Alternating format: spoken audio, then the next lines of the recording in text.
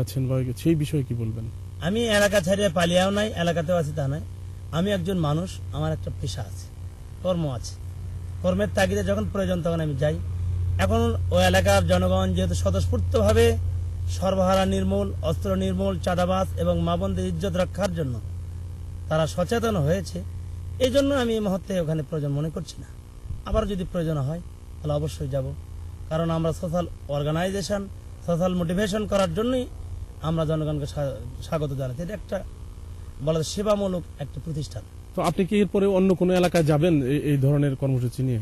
যেখানেই বাংলাদেশের মানুষ নির্যাতিত, নিগৃহীত হবে, বঞ্চিত হবে, সেখানে আইনকে শ্রদ্ধা রেখেই তাদের ডাকে সাড়া দেওয়ার জন্য, সচেতন করার জন্য যাওয়ার জন্য আমাদের ইচ্ছা আছে ইনশাআল্লাহ। পুলিশ যদি আপনাকে বলে যে আপনি সব কাজ ছেড়ে দেন আর ওই দায়িত্বগুলো আমরা নিব, আপনাকে যদি নিষেধ করা হয় সেই ক্ষেত্রে আপনি কি করবেন? আমার বিশ্বাস পুলিশের কোনো মান ক্ষুণ্ণ করা বা আইন শৃঙ্খলা বিঘ্ন করে আমরা কোনো কাজ করি না।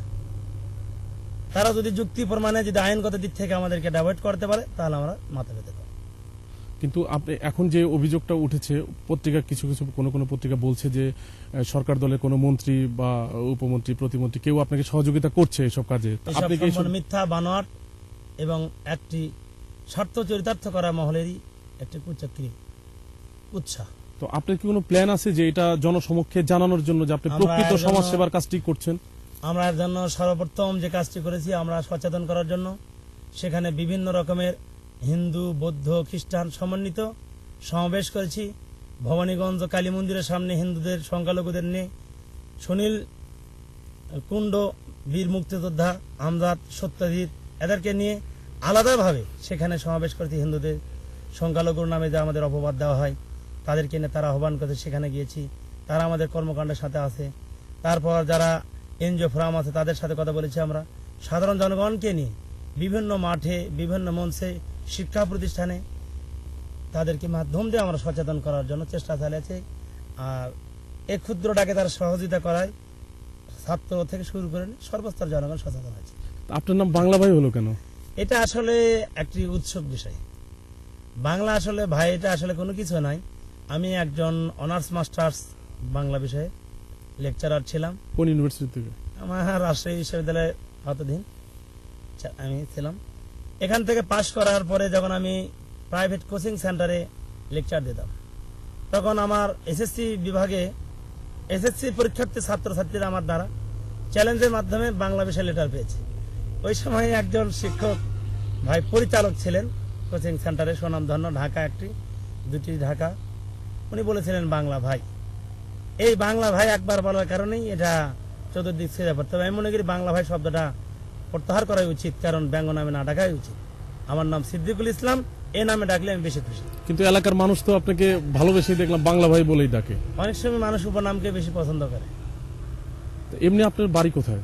আমার মূল বাড়ি, জন্মসূত্রে আমি বাগমারার অধিবাসী, কর্মক্ষেত্রে বগুড়ার অধিবাসী। কিন্তু বাগমারার কেউ বলছেন যে আপনার পরিচয় তারা জানে না, কারণ আমি ছোট্ট থেকে বাগমারাতে অবস্থান করি নাই, এই জন্য তারা জানে না। আচ্ছা, আপনি একটু বলবেন যে আপনি ছোট থেকে করেন না, আপনি বললেন সেই কথা, আপনি এলাকায় খুব বেশি দিন না, কিন্তু আপনি তাড়াতাড়ি এই সংগঠিত করলেন কিভাবে মানুষকে?